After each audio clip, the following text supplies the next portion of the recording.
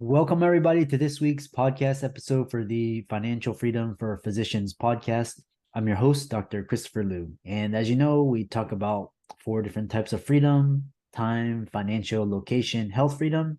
And in that light, my audience is high income earners, professionals, doctors, lawyers, dentists, accountants, um, where I try to bring entrepreneurs, business owners, people doing very innovative things and bring you in on the conversation to hopefully get inspired, motivated, educated. So today we have Doug Thorpe, and he's going to be talking about leadership powered by common sense. And we'll let him describe his bio, but today's topic is going to be all about creating a powerful leadership framework, showing up, empathy, authenticity.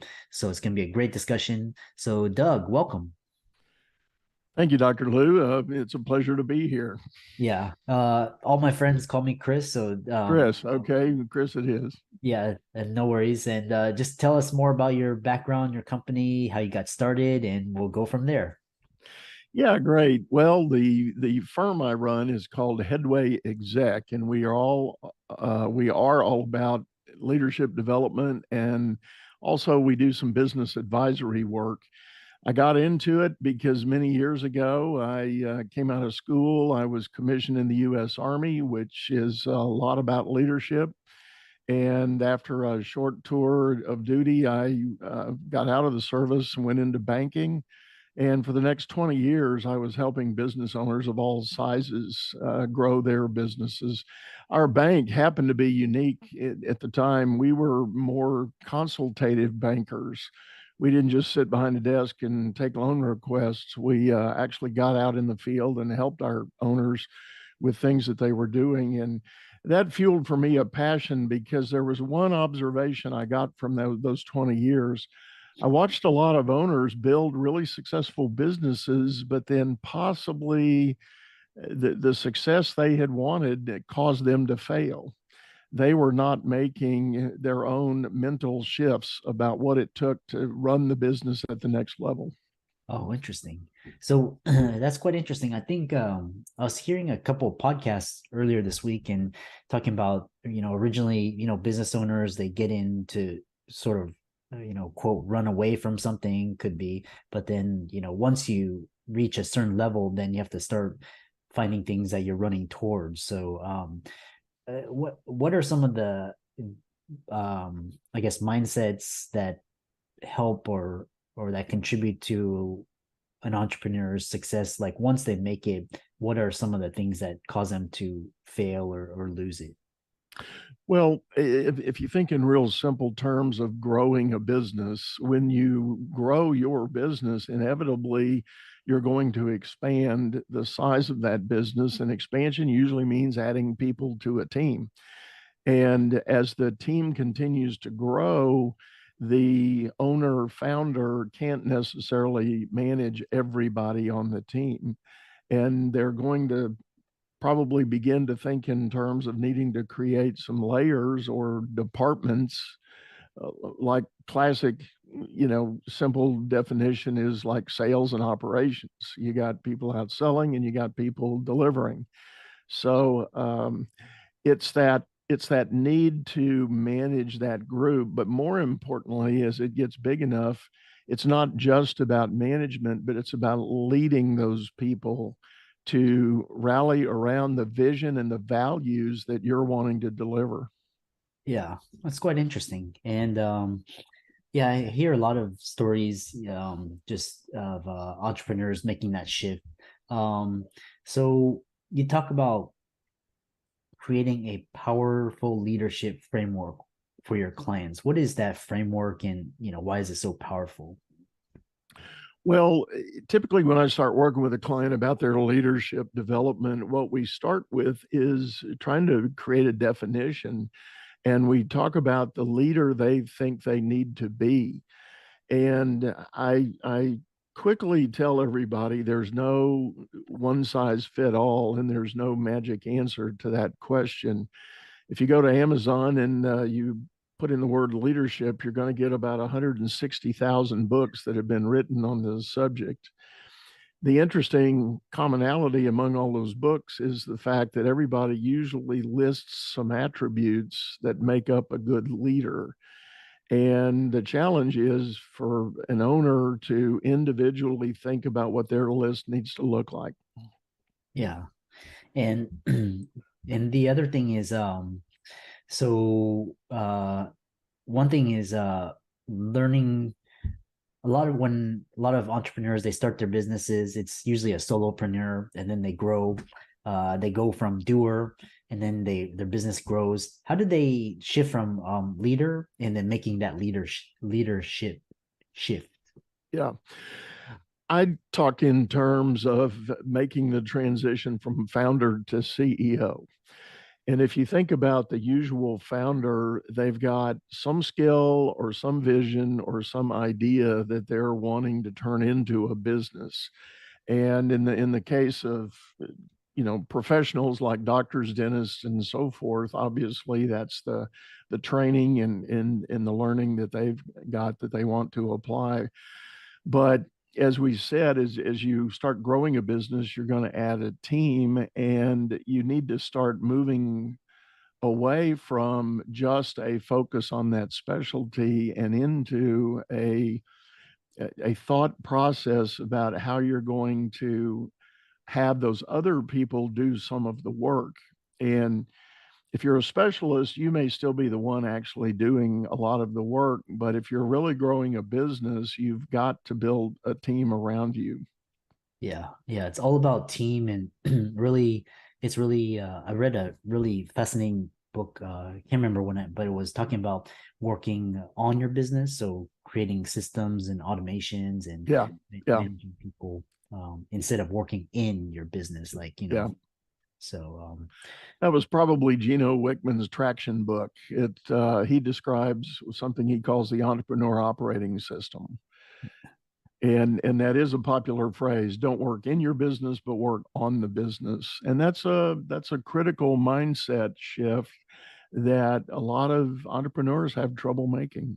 yeah, especially doctors, especially because I come from that. And doctors, they want to do everything themselves, and they think they can do everything, and it's really, with today's healthcare system, it's really, I mean, it's impossible. So really, it's building the systems and the team. So um authenticity and empathy and creating a culture of trust for leaders.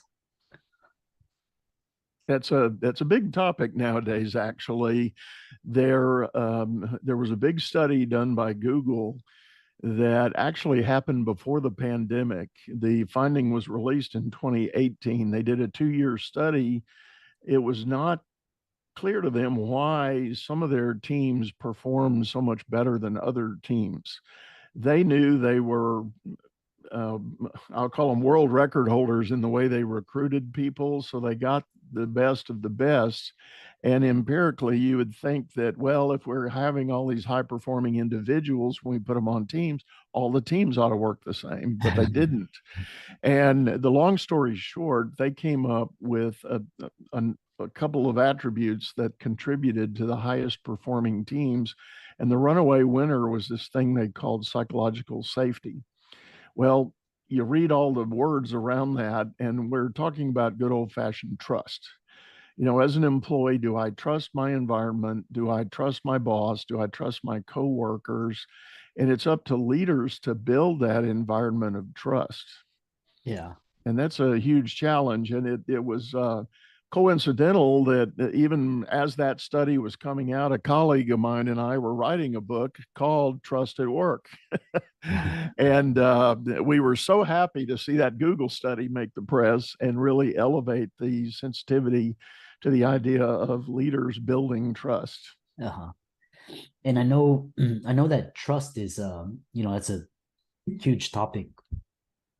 What are just some big overarching principles about building trust at work and within a team? Well, the way I like to talk about it and share with my clients is when you really get basic, and here's my common sense approach to things. When you really get basic, trust is a process that two individuals enter into. And you've heard the phrase know, like, and trust.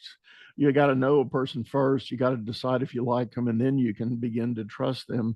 Well, the process to do that is fundamentally all boiled down to a series of questions. And if you think about the dating game, you find somebody you're attracted to, so you invite them on a date. And inevitably, what you're doing is you're going through a series of questions.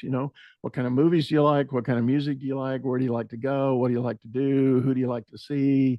And you're going through this back and forth, and you're kind of consciously and subconsciously checking off boxes to say, I do like this person, and we align on some critical areas, so I think I can trust them.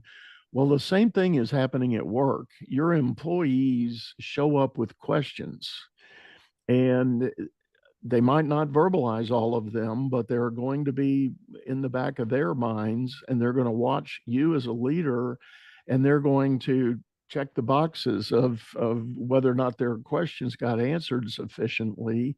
And in our book here, we talk about 6 different areas that a leader needs to be sensitive to, and the kinds of questions employees are going to be asking. If you as a leader can answer all of those questions, and the answer doesn't always have to be yes, but it has to be a fair no, and here's why, so that people can have that understanding and make that judgment. Yeah. Yeah, and for all the listeners out there, I'm sure your Doug's book is available on Amazon, I believe. It is correct. Yeah, so be sure to check that out. The resources will be in the links and show notes. So another question I have is, I talk to a lot of colleagues. I see all the top talent. They're coming out of school. Some of them aren't even going to school, and they're the cream of the crop, and they don't want to work for organizations. They want to start their own companies, businesses, especially after the pandemic. How does your model fit within this whole post-pandemic world? What are you seeing, etc.? Well, I do agree. There's a giant challenge in the traditional employment market. I've had several guests on my own podcast where we've talked about the hiring and recruiting and even employee retention challenges that are out there. The market is incredibly competitive. That's an understatement. And more importantly, the pandemic has caused a mindset shift in the average human being. We all, in our own individual ways, were confronted with falling to the lowest level on Maslow's hierarchy of needs. We feared for our very existence. In one form or fashion, as you went through the pandemic, you didn't know what was going to happen. You didn't know what COVID really was. There was a lot of confusing and misinformation swirling around. And the bottom line is, speaking purely in a business standpoint, employees have showed back up for work with a whole different attitude about going to work. Because they got so close to their mortality, they've decided, I've got new standards on what I'm going to accept. I'm not going to embrace command and control from my boss. If you're the old school guy that wants to just crack a whip and tell me what to do, guess what? I'm going out the door. And it has caused leaders to really need to reevaluate how they're engaging with their teams. Yeah. Yeah, especially, now these days with the internet and social media, a lot of people are, like I said, leaving, just doing their own thing, and they realize that there's only one life, so you might as well take a risk. And so yeah, that's quite interesting. Leaders, and I'm sure in the book it's probably talked about all of that. The next question, we're getting closer to the end of the interview, but Sure. what's the difference between management and leadership? Well, that's a great question. And once upon a time, I could ask that question and people would struggle. They weren't even sure there was a difference. But lately, and when I say lately, last 3 to 5 years, when I ask that question, everybody agrees there is a difference. There's a lot of different ways to describe it, but the simplest one I go by is management is about process and leadership is about people. If you manage something, you can turn the dials, hit the goal, make the numbers happen. And there are people that have spent their entire career or run a reasonably successful business being nothing but managers. But likely in that process, there've been a lot of people turnover. They've plowed through a lot of personnel to get there. Leaders, on the other hand, inspire people to engage in the cause.